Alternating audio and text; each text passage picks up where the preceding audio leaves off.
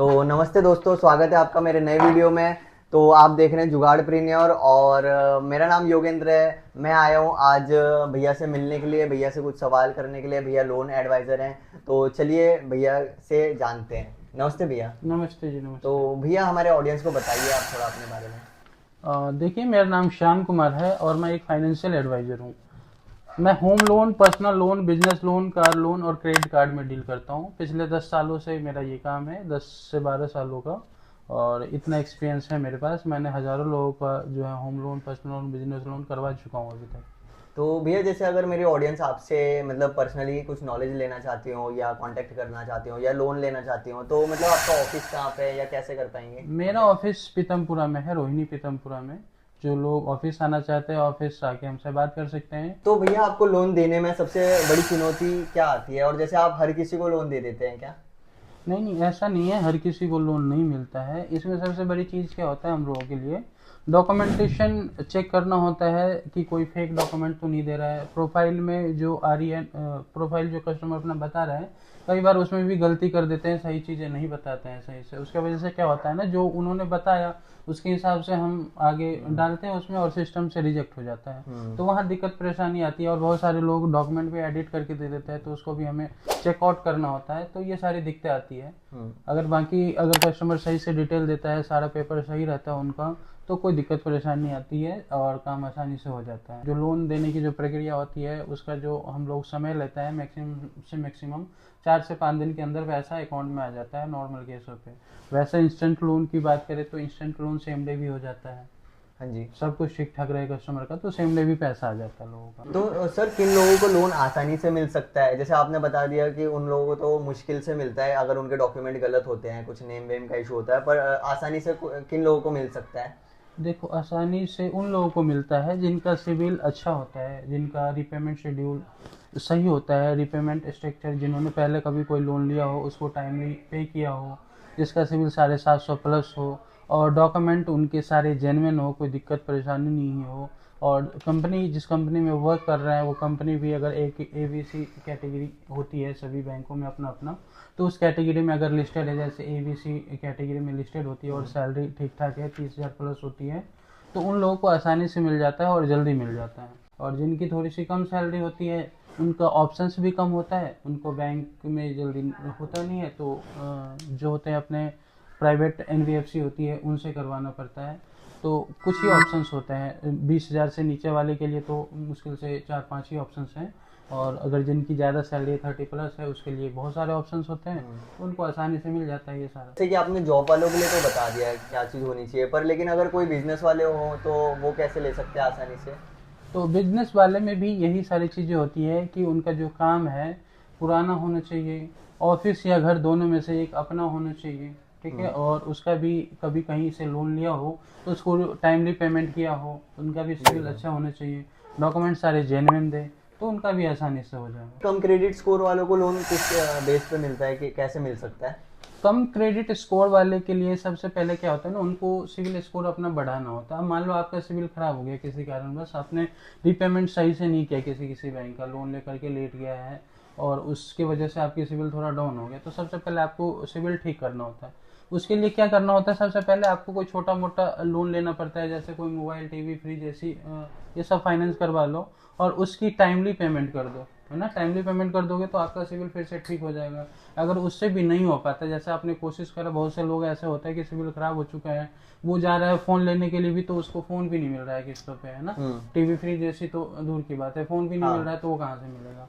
तो उन लोगों के लिए क्या होता है, एक जो होता है सबसे बेस्ट ऑप्शन, उनके घर में कुछ गोल्ड वगैरह पड़ा होता है, तो गोल्ड लोन वो ले ले, छोटा मोटा कोई सा भी, किसी भी बैंक से या मुथूट फाइनेंस तो से, है ना, उससे मिल सकता है IIFL से, आसानी किसी से। से भी एक छोटा मोटा गोल्ड लोन ले ले और उसका रीपेमेंट सही से करे, टाइमली करे, तो उससे भी आपका सिविल अपग्रेड हो जाता है। उसके बाद आप अप्लाई करोगे तो आपको फिर, आप कौन कौन से प्लेटफॉर्म से प्रोवाइड करवाते हैं लोन जैसे? मेरे पास तो लगभग 55 प्लस बैंक और NBFC मिला करके है, सारे बैंक और NBFC से हम लोग डील करते हैं।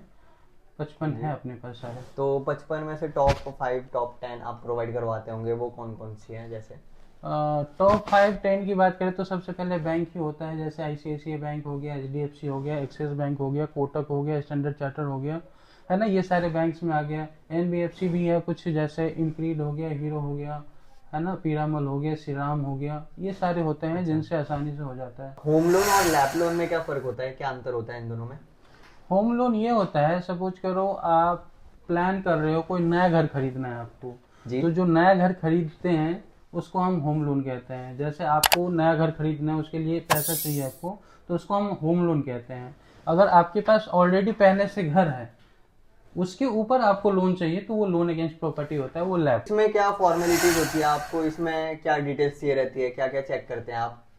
देखिए, होम लोन में क्या होता है ना, सबसे पहले जो बंदा होम लोन ले रहा है, हम लोकेशन चेक करते हैं कि जो प्रॉपर्टी ले रहे हैं वो लोग, वो कौन से एरिया में ले रहे हैं और कैसी प्रॉपर्टी है। दिल्ली एनसीआर में जो अपनी जो प्रॉपर्टी होती है, 3-4 तरीके की होती है। जैसे एक होता है ग्राम सभा की होती है, एक लाल डोरा की होती है, एक जीपीए होती है, एक डीडीए की होती है। तो हमें ये सारे चेक करना होता है कि प्रॉपर्टी किस कैटेगरी में होती है। बहुत सारे जो कॉलोनियाँ हैं जो अनऑथराइज कॉलोनियाँ हैं, बहुत सारी कॉलोनियाँ जो ऑथराइज हैं। तो कहाँ की प्रॉपर्टी है, कौन से लोकेशन की है, उसके ऊपर डिपेंड करता है। अगर प्रॉपर्टी ठीक है, डीडीए की है ना, रजिस्ट्री वाली प्रॉपर्टी है, तो उस पर आसानी से मिल जाता है। और अनऑथराइज कॉलोनी में मुश्किल होता है लोन, जिसका जो अनऑथराइज कॉलोनी में होता है उसको एनबीएफसी ही करती है, बैंक तो करती नहीं है। होता तो जीपीए पे भी लोन है, जीपीए प्रॉपर्टी है आपकी, और वो भी आपका 3 साल से ज़्यादा आपको हो चुका है, वो लिए हुए 3 साल से पुराना है आपके पास जीपीए प्रॉपर्टी, तो उस पर भी हो जाता है। बट जो वेस्ट प्रॉपर्टी होती है अपना डीडीए की होती है, जो रजिस्ट्री वाली होती है, वो होती है जिसका नक्शा वगैरह सब। तो मेरी ऑडियंस आपके साथ मिलके काम करना चाहे पार्ट टाइम में, तो कैसे कर सकते हैं? देखो, पार्ट टाइम करने के लिए कर सकते हैं। मैं ऐसे एक्सप्लेन तो नहीं कर पाऊंगा कि कैसे कर पाएंगे, कि बहुत सारी चीज़ें होती है। तो जो लोग अगर काम करना चाहते हैं, पार्ट टाइम में अर्निंग करना चाहते हैं, तो वो कमेंट में अपना लिख सकते हैं, कमेंट कर सकते हैं कि सर मुझे पार्ट टाइम में आपके साथ काम करना है। तो फिर हम उससे बात करके डिस्कस करेंगे, या इसके ऊपर अलग से एक वीडियो पे कभी हम चर्चा करेंगे, उसमें सारी चीज़ें मैं आपको बता दूंगा कि कैसे क्या करना होता है। तो दोस्तों, आप इसमें कमेंट करके पूछ सकते हैं वीडियो के अंदर कि किस तरीके से करना है, तो भैया आपको पर्सनली उसमें गाइड कर देंगे। अपने आईडी से आके ना कमेंट कर देंगे उसमें, और समझा देंगे कि कैसे करना है। लिमिट हो सकती है, हम एक महीने में कितना कमा सकते हैं पार्ट अगर टाइम? पार्ट टाइम से शुरू करे कोई बंदा, अगर काम करना चाहता है, पार्ट टाइम से शुरू करे और सही से थोड़ा सा ध्यान दे के करे, तो 20-25 हज़ार रुपये स्टार्टिंग से वो कमा सकता है, कोई दिक्कत नहीं आएगी। लोन लेने में कोई हिडन चार्जेस भी इंक्लूडेड होते हैं क्या कभी कभार? हिडन चार्जेस तो नहीं होता है, बट क्या होता है ना, वो होता है प्रोसेसिंग फी होता है बैंक का अपना, और इंश्योरेंस होता है उसमें, तो वो सारी चीज़ें होते हैं। पीएफ और इंश्योरेंस तो होता ही है हर एक लोन में। किसी ने लोन ले लिया है और वो लोन देने में असमर्थ हो जाए, तो फिर क्या कर सकते हैं उसमें? उसमें देखो, अगर कोई बंदा लोन लेकर के चुकाने में असमर्थ होता है, जो नहीं दे पाता है, उसको दिक्कत होती है, परेशानी होती है, तो बैंक में जा कर के बात कर सकता है, और अपना जो ईएमआई की डेट है थोड़ा सा बढ़वा सकता है। 3 महीने का उसको टाइम मिलता है, एप्लीकेशन दे देगा तो वो थोड़ा सा बढ़वा सकता है, और बैंक से बात करके उसको लास्ट में जाके सेटलमेंट भी करवा सकता है। इसमें कोई धोखाधड़ी भी होता है क्या? देखो, लोन में तो धोखाधड़ी होता ही है। बहुत सारे लोग होते हैं ऐसे जो कहीं से भी लोन के लिए अप्लाई कर देते हैं और उसको वहाँ से लोन भी नहीं मिलता, और उसको बाद में ब्लैकमेल का भी सामना करना पड़ता है। बहुत सारे ऐप ऐसे आते हैं जिनके थ्रू वो अप्लाई कर देते हैं और उनको छोटा मोटा लोन मिल जाता है। किसी को 2000-4000 का लोन ले लेते हैं और बाद में उसी को बढ़ा करके ज़्यादा से ज़्यादा मांगने लग जाते हैं, और नहीं देने पर बहुत सारे एब्यूजेज भी यूज करते हैं, और बहुत सारे लोग ऐसे हैं जो ब्लैकमेल का भी शिकार हो जाता है। तो लोन हमेशा आरबीआई रजिस्टर्ड जो होते हैं बैंक और एनबीएफसी, उसी के तहत ले और उन्हीं के द्वारा करवाए। ऐसे किसी भी ऐप वगैरह से जल्दी ना ले जो ट्रस्टेड ना हो। पहले रिव्यू चेक कर ले सारे, जिस ऐप के थ्रू आप ले रहे हो उसके बारे में पूरा जानकारी ले ले, तभी अप्लाई करें। और सबसे बड़ी चीज़ होती है, जो लोन के लिए बहुत से लोग बहुत पैसे मांग लेते हैं, बहुत सारे लोग पहले पैसे मांग लेते हैं। जो अपफ्रंट पैसे इसमें पर्सनल लोन और बिजनेस लोन में नहीं लगता है। कोई बंदा आपसे पहले पैसा मांगता है तो वहाँ से लोन करवाना ही नहीं है आपको, वो बंदा आपका लोन नहीं करेगा, वही आपसे पैसे ले लेगा और बाद में आपका काम नहीं करेगा। तो ये सारी चीज़ें होती है, तो इन चीज़ों से आपको सावधान रहना पड़ेगा, इन चीज़ों पे ध्यान देना पड़ेगा कि ऐसे लोगों के जाल में न फंसे। तो भैया आपके पास मतलब आपकी तरफ से हम कम से कम लोन कितना ले सकते हैं और ज़्यादा से ज़्यादा लोन कितना ले सकते हैं? मिनिमम हमारा जो टिकट साइज होता है 1 लाख से स्टार्ट हो जाता है, और मैक्सिमम तो आप जितना मर्जी ले सकते इंटरेस्टेड हो और आपसे लोन लेना चाहते हो और तो फिर कैसे कर सकते हैं वो आपके साथ, मतलब? देखो, जो मेरे थ्रू लोन के लिए एप्लीकेशन देना चाहते हैं, अप्लाई करवाना चाहते हैं, उसके लिए मैं आप अपनी वीडियो में एक लिंक लगा देना। सर का लिंक डिस्क्रिप्शन में ऐड कर दूंगा। किसी को भी अगर अप्लाई करना होगा तो आप वहाँ से जाके फॉर्म फिलअप करके अप्लाई कर सकते हैं। तो आपका डायरेक्ट भैया के बैकएंड टीम से ना कांटेक्ट हो जाएगा, वहाँ से वो कांटेक्ट कर लेंगे आपसे। एंड साथ के साथ आपको लगता है कि किसी भी ज़रूरतमंद को लोन के नीड है तो आप ये वीडियो उनके साथ शेयर कर सकते हैं। बाकी आप लाइक शेयर कीजिए एंड कमेंट करके अपने डाउट पूछिए सर से कि क्या डाउट है आपके। दोस्तों, अगर कोई भी नए ऑडियंस आई हो तो वो सब्सक्राइब कर सकता है ऐसी और वीडियो मतलब देखने के लिए। सब्सक्राइब करेंगे और बेल आइकन दबाएंगे तो आपके पास ऐसी वीडियोस और आती रहेगी। तो चलिए मिलते हैं ऐसी नेक्स्ट वीडियो में।